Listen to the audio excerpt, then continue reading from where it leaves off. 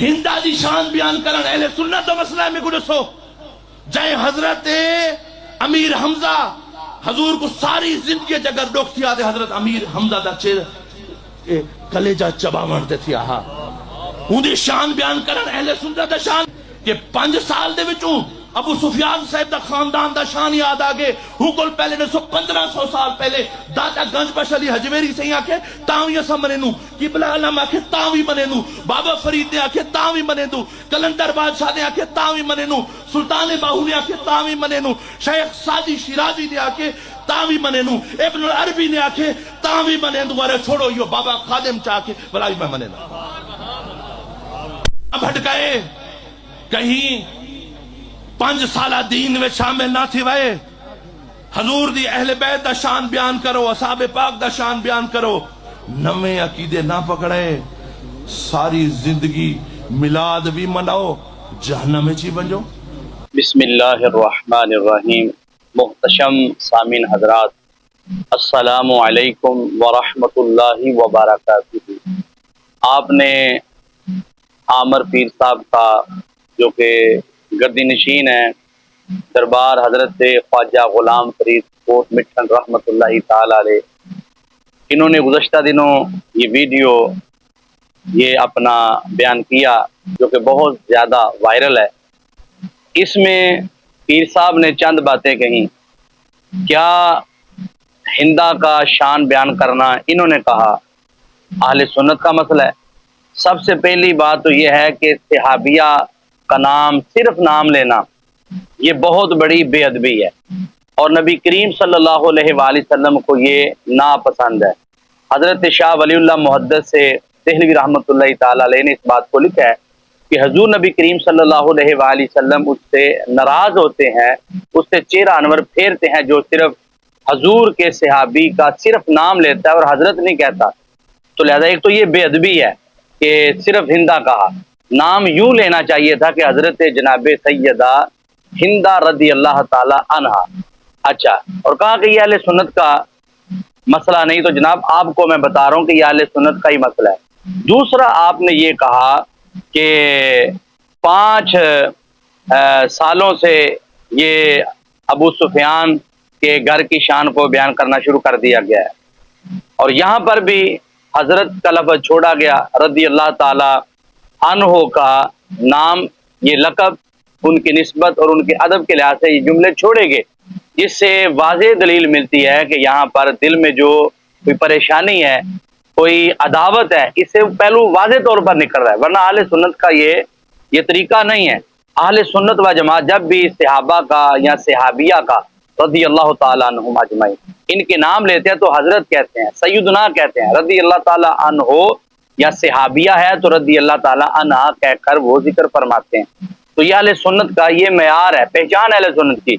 اور پھر اولیاء کرام کی نسبت سے کہا گیا، کیا اولیاء کرام نے داتا صاحب رحمۃ اللہ تعالی علیہ نے اور دیگر بزرگوں کے نام لیے گئے، کیا انہوں نے شانوں کو بیان کیا ہے؟ تو جی ہاں، حضرت صاحب سب نے شانوں کو بیان کیا، صرف آپ ہی انکار کر رہے ہیں، یا آپ کے کچھ آپ کی طرز پر جو عقیدہ رکھنے والے لوگ ہیں ان کا کچھ یہ نظریہ ہے کہ جو اہل سنت کے نظریے اور عقیدے کے خلاف ہے۔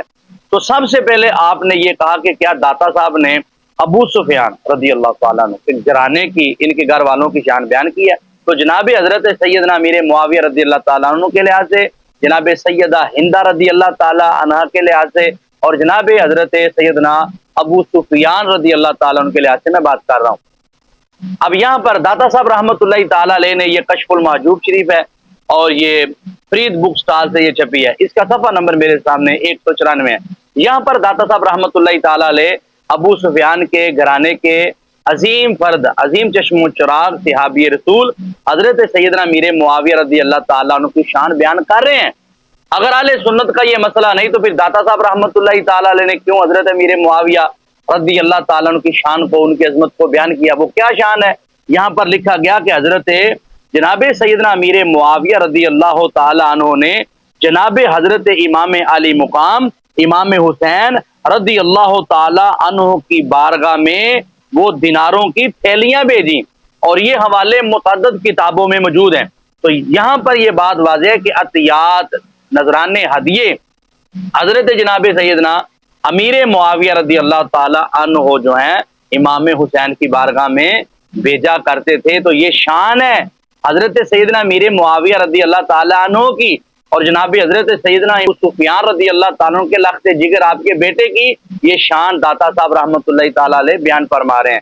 اور آئیے جناب، یہ غنیۃ الطالبین میرے سامنے موجود ہے، یہ پیروں کے پیر کی کتاب ہے۔ حضرت محبوب سبحانی قندیل نورانی شہباز لامکانی کیا فرماتے ہیں صحابہ کے بارے میں؟ یہاں پر لکھا گیا کہ اہل سنت و جماعت کا، اور یہ بھی بتاتا جاؤں کہ یہ کتاب مکتبہ قادریہ رضویہ لاہور سے یہ کتاب چھپی ہے، اور اس کا صفحہ نمبر 200 میرے سامنے موجود ہے۔ یہاں پر لکھا گیا کہ اہل سنت و جماعت کا اتفاق ہے کہ صحابہ کرام رضی اللہ تعالی علیہم اجمعین کے درمیان برپا ہونے والے اختلافات اور جھگڑے کے بارے میں گفتگو سے، دونوں باتیں یاد رکھنا، ان کے اختلافات صحابہ کے، مشاجرات صحابہ اور جھگڑے، ان کے بارے میں گفتگو سے باز رہنا چاہیے۔ اب یہاں پر روکا گیا کہ ان پر تنقید نہیں کرنی، ان پر اعتراض نہیں کرنا۔ اب یہاں سے بھی کچھ خیانت لوگ کرتے ہیں اور کہتے ہیں جی چپ رہنے کا حکم ہے، کف لسان ہے جی، زبان کو نہیں کھولنا، تو بکواس نہیں کرنی ان پر، اعتراضات نہیں کرنے ان پر، اور ان پر تان و تشیح نہیں کرنی۔ اور آگے سنو، حضرت غوث پاک لکھتے ہیں کہ ان کی برائی بیان کرنے سے روکنا اور ان کے فضائل و محاسن کا اظہار کرنا ضروری ہے۔ غوث پاک فرماتے ہیں ان کے فضائل، محاسن اور ان کی عظمت کو، ان کی شان کو بیان کرنا یہ ضروری ہے۔ یہ آج کا کوئی پیر نہیں، یہ پیروں کے پیر ہیں، حضرت غوث پاک رحمت اللہ تعالی علیہ ہیں، جو فرما رہے ہیں کہ صحابہ کی، تمام صحابہ کی، وہ صحابیات ہوں یا صحابہ ہوں، سب کی شان کو، فضائل کو، ان کے محاسن کو بیان کیا جائے گا۔ اور اس کے بعد آئیے یہ مکتوبات امام ربانی حضرت امام مجدد الفسانی رحمت اللہ تعالی علیہ، یہ مکتوبات شریف ہیں، یہ جلد نمبر اول اور میرے سامنے مکتوب نمبر 66 موجود ہے۔ اب یہاں پر حضرت امام مجدد الفسانی فاروق احمد سرہندی، ولیوں کے ولی، پیروں کے پیر، شیخوں کے شیخ، جن کے لاکھوں کی تعداد میں عقیدت مند، اور میں اس شیخ کی بات کر رہا ہوں، آپ نے صحابی رسول کی شان کو بیان کرتے ہوئے کیا لکھا؟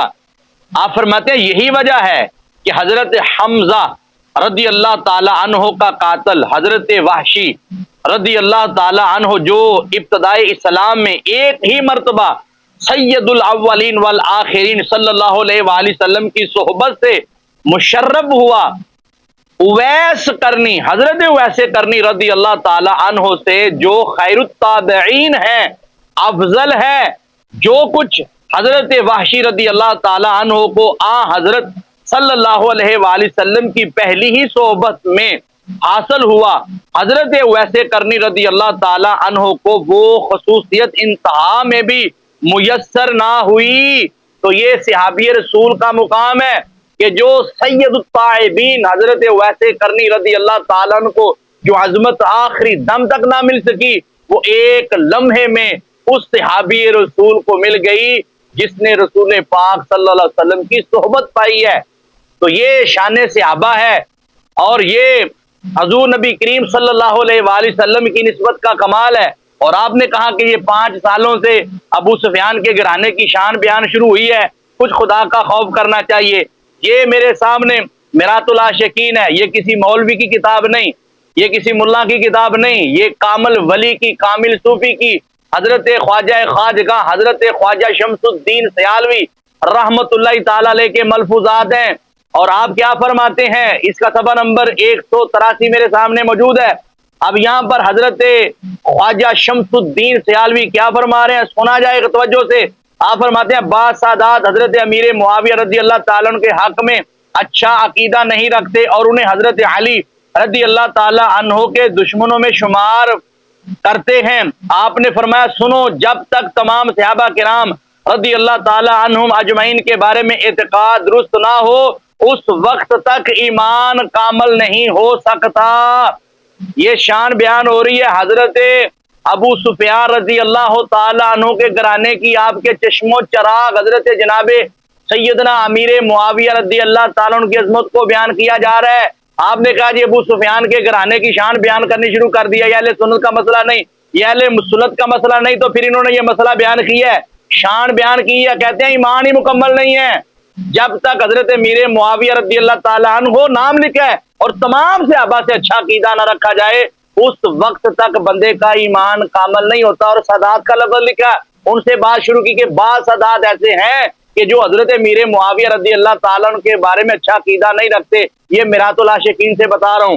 اور آئیے, آپ نے بابا فرید گنج شکر رحمت اللہ تعالیٰ علیہ کا نام لیا اور کہا جی کیا انہوں نے شان بیان کی ہے ابو سفیان کے گھرانے کی, ان کی اولاد کی. تو آؤ میں بتاتا ہوں آپ کو, یہ میرے سامنے اور یہ ملفوظات ہیں. اللہ اکبر. سلطان المشائخ محبوب الہی حضرت خواجہ نظام الدین اولیاء رحمت اللہ تعالی علیہ, کون نہیں جانتا آپ کو, یہ آپ کی کتاب ہے اور اس کا صفحہ نمبر میرے سامنے 413 موجود ہے. اب یہاں پر حضرت خواجہ صاحب سے پوچھا گیا, عرض کی گئی کہ حضرت سیدنا امیر معاویہ رضی اللہ تعالیٰ کے بارے میں کیسا اعتقاد رکھنا چاہیے. تو آپ نے فرمایا کہ وہ مسلمان تھے اور صحابہ میں سے تھے اور رسول پاک صلی اللہ علیہ وسلم کے رشتہ میں صالح تھے. ان کی ایک بہن تھی, ان کا نام جناب سیدہ ام حبیبہ تھا. وہ رسول پاک صلی اللہ علیہ وسلم کی زوجہ بنی, مومنوں کی روحانی ماں بنی. تو یہ حضرت جناب سیدنا ابو سفیان رضی اللہ تعالیٰ عنہ کی بیٹی کی بھی شان بیان ہو رہی ہے, ان کے بیٹے کی بھی شان بیان ہو رہی ہے. اگر کوئی ہمت ہے, کوئی زور ہے, کوئی طاقت ہے تو نکال کے دکھائیں ان کتابوں سے, ان کا رد کر کے دکھائیں.